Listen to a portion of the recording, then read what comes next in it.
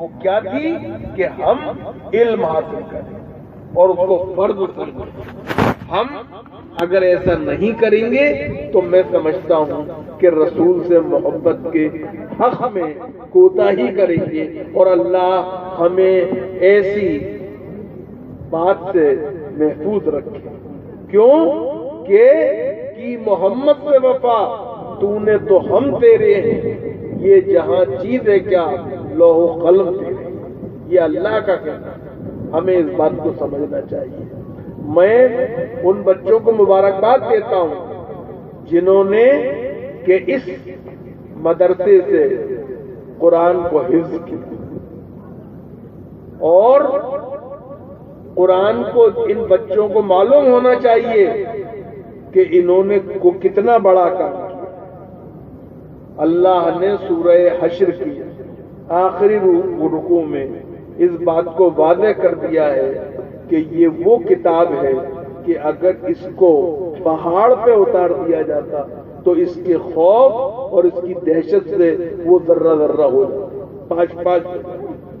لیکن یہ بچے اللہ ان کو ان نظر بد سے بچائے، نظر حسد سے بچائے، ان کو قرآن کا چلتا پھرتا نمونہ بنائے. انہوں نے اس کتاب کو جس کا بوجھ فرشتے وہ پہاڑ برداشت نہیں کرتے تھے، انہوں نے گوشت کے اس چھوٹے سے لوتڑے میں جس کو دل کہتے ہیں محفوظ کر لیا ہے. یہ بڑی سعادت ہے. اور یاد رکھیے قرآن وہ غیور کتاب ہے کہ جو جس سے جیسا رشتہ بناتا ہے وہ اس کے ساتھ ویسے ہی پیش آتا ہے.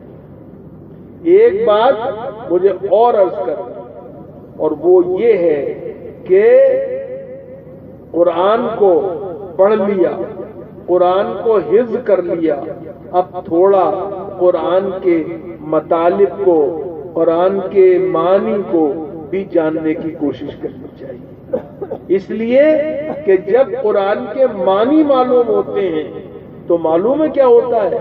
تو ہوتا یہ ہے کہ عمر رسول کو نعوذ باللہ قتل کرنے کے لیے نکلتے ہیں، لیکن جب بہن اور بہنوئی کو قرآن کی تلاوت کرتے سنتے ہیں تو ان پہ کیا اثر ہوتا ہے کہ قاتل قتیل بن جاتا ہے. جی تو اس طرح دیکھنا چاہیے. ایک بڑے بزرگ گزرے ہیں عباسی عہد میں، ان کا نام تھا فضیل بن عیاض. بڑے ڈاکو تھے، ٹیرر تھا ان کا، لوگ کانپتے تھے. ایک رات کو ایک جگہ ڈاکہ ڈالنے گئے. صاحب مکان جو تھا وہ اس وقت تلاوت کر رہا تھا جی، اور وہ آیت یہ پڑھ رہا تھا جس کا ترجمہ کچھ یوں تھا کہ کیا وہ وقت نہیں آیا جب لوگ اللہ سے ڈریں اور اس کی طرف واپس ہو جائیں. فضیل پر کپی طاری ہو گئی. فضیل نے اپنے ارادے سے توبہ کی، اللہ سے معافی مانگی، اور فضیل بہت بڑے صوفی بن گئے.